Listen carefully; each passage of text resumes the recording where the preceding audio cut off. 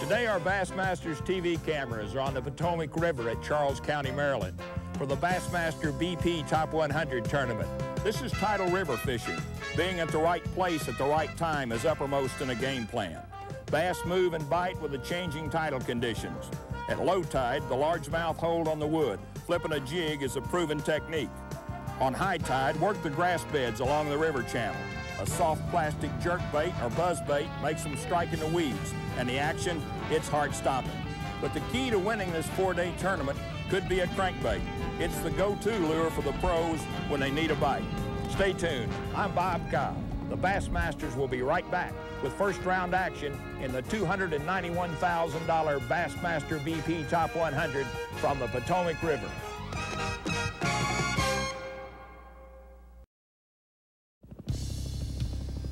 The Potomac River, downstream from Washington, D.C., the nation's capital, and the site of the $291,000 Bassmaster BP Top 100 tournament.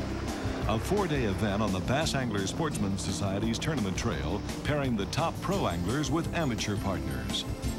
The first place pro earns $46,000. The leading amateur wins a $19,000 fully rigged Ranger bass boat. The pros run the boat and select the fishing locations. Gary Klein, the 1993 BASS Angler of the Year, has staked a claim on a spot near the Woodrow Wilson I-95 bridge. Klein has vowed to win or lose the tournament on this spot. He spent the 3 practice days camped here, hoping to convince other contestants to his squatter's rights. But this first morning, there are a few claim jumpers in sight. The spot is well known to previous anglers in Bassmaster tournament trail events on the Potomac. At times, the huge grass bed is loaded up with hungry largemouth bass, and scoring a 5-bass tournament limit can come quickly on just as many casts. However, the key to winning this tournament will be to figure out how to catch the larger fish. Just 12-inch keeper-sized bass won't measure up in this bass-rich fishery. Gary Klein thinks his risk-it-all plan will pay off. I think we've fished up here 5 years. And out of those 5 years, every time I have fished this spot, I've caught 15, 16-pound stringers off of it. And it seems like after the event was over with, I always had the impression that had I really spent the time I needed to on that spot, I'd have won the event. So this year, I just, I made the commitment. And I know what's here. I know the type of fish that live here. And that massive grass bed that's in the background right there is really the key to this spot. The fish that I'm catching off the end of this little point here relate to that grass bed. And during the high tides or the low tides, the fish just migrate around the edge of this point. So they don't live here all the time, but they just move through. And if I happen to be here, I'll catch some 3- and 4-pound fish. A half-mile above the I-95 bridge, Jay Yellis is casting a crankbait along a row of pilings and rock piles. Yellis caught over 61 pounds of bass in this general area last fall to place second here in the BP Top 100 tournament. So far, only small non-keepers are showing up. However, Yellis says the bite picks up on the incoming and high tide. In the same area, less than 200 yards away, Randy Dearman, another Texas pro, is flipping a heavy jig along a weed bed. The tide is important to his success, too. It's not that they're not there in that area, it's just that they're so orientated to feeding by the tide, and when the tide moves, it moves the bait in or moves it out, and that's the whole deal. The fish might be there, but they just don't seem like they bite until the tide does a certain thing. And these particular fish here I'm fishing, they bite better on the incoming tide.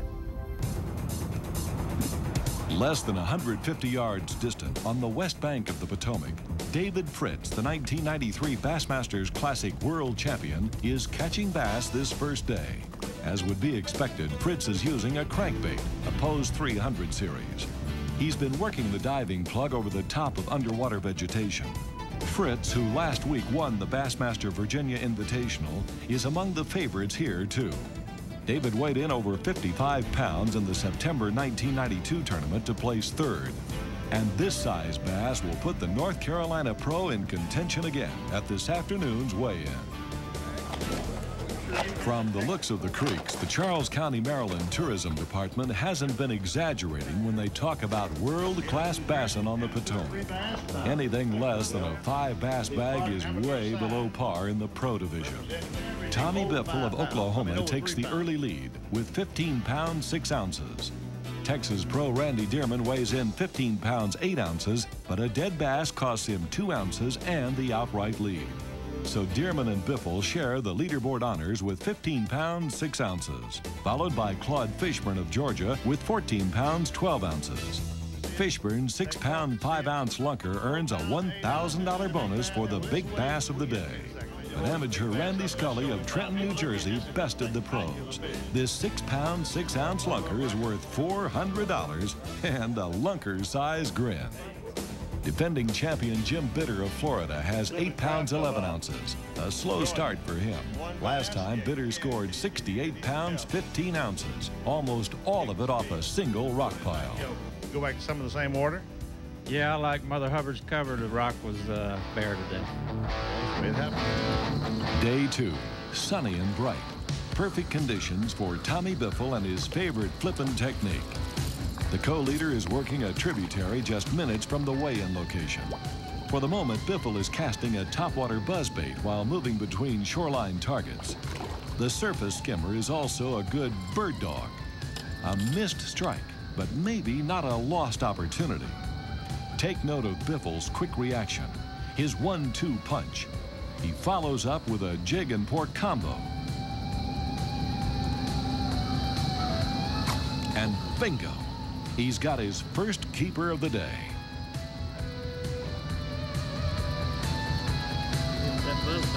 This morning, the tide is out. For Tommy Biffle's lure presentation, that's good. High tide seems to be when it's the toughest to catch them. But low tide is the easiest, and anytime it's moving, it's pretty good.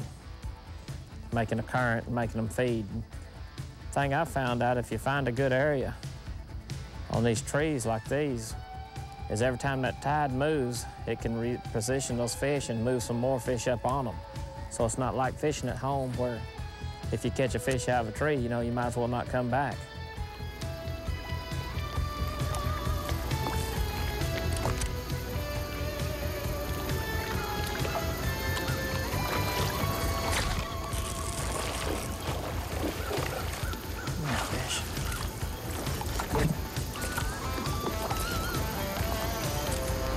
By the time our cameras catch up to co-leader Randy Dearman, he's changed techniques.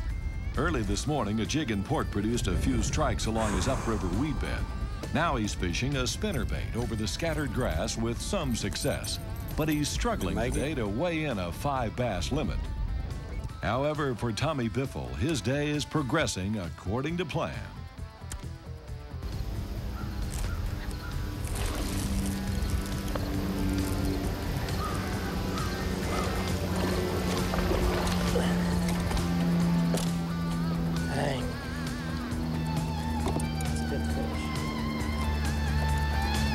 Good fish. And at the Day 2 weigh-in, Tommy Biffle looks like a good bet to win this BP Top 100. Look at this. 19 pounds, 4 ounces. That is remarkable. Let's give a good hand, people. Bingo. And Tommy, I want you to reach in and hold up that big bass. He's got one incredible bass.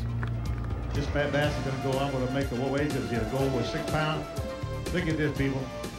Oh boy, that 7-pound, 15-ounce heavyweight is a big boost to Tommy Biffle's chances. He leads by 3 pounds, 12 ounces over Stacy King of Missouri and is 6 pounds ahead of Denny Brower in 3rd place. Stacy moved up from 6th to 2nd.